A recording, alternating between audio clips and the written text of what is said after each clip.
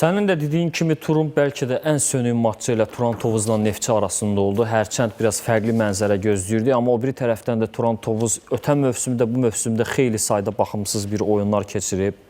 Buna rəğmən hədəfləri Avrokuboklara düşmək, əgər çempionluq mübarizəsində olmaqdırsa, yəqin ki, prioritet olaraq nəticəni götürürlər və nəticə hər şeydən öndə gəlir. Maraqlısı odur ki, Ceyhun, Turan Tovuzun orta sahəsində kifayət qədər texnikalı futbolçular var. Ümumiyyətlə, hansı birinə baxırsansa, hərəsinin özünə görə topla yaxşı davranışı, texnikalı olmağı diqqətdən qaçmır və adətən bir komandanın o oyunu şərtləndirən futbolçular məhz orta sahədə olanlardır. O topu cinahlara istiqamətləndirən, o kreativ hərəkətlər edən və elə iki ispanı götürək, Olabedi, Serranodur.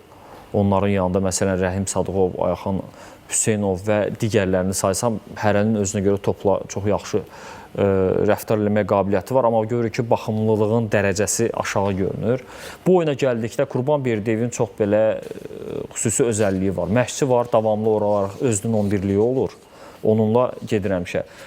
Qurban Berdiyev elə bil ki, kim daha gözünə yaxşı görünürsə, istər həftəlik siklda, istər əvvəlki maçlarda onlara şans verir. Məsələn, ötən turla müqayisədə, əgər Olabi start heyət oyuncusu kimi bu dəfə o cəzadan qayıdıb ilk 11-likdə yerini almışdısa, amma Rəhim Sadıqov və Ayxan Hüseynov ötən tur bilirik Araz Naxçıvanla ikinci hissədə meydana daxil olmuşdular. Hər ikisi yaxşı görünmüşdü və bu oyunda gördük ki, start heyətində meydana çıxmışdılar və oyun bir qədər qapalı keçdi. Oyunda biz sən deyirsən, bəli, bir neçə təhlükəli epizod oldu, amma o yaradıcılıq baxımından bir axsaqlıq görürdü. Sanki hər iki komandanın bir yaradıcılıq krizisi var.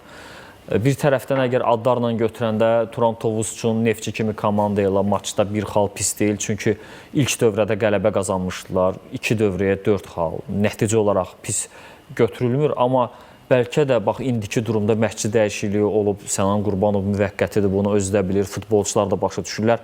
Adətən belə durumlardan istifadə eləyib 3 xalı qazana bilirlər rəqib komandalar. Turan Tovuz bunu bacarmadı.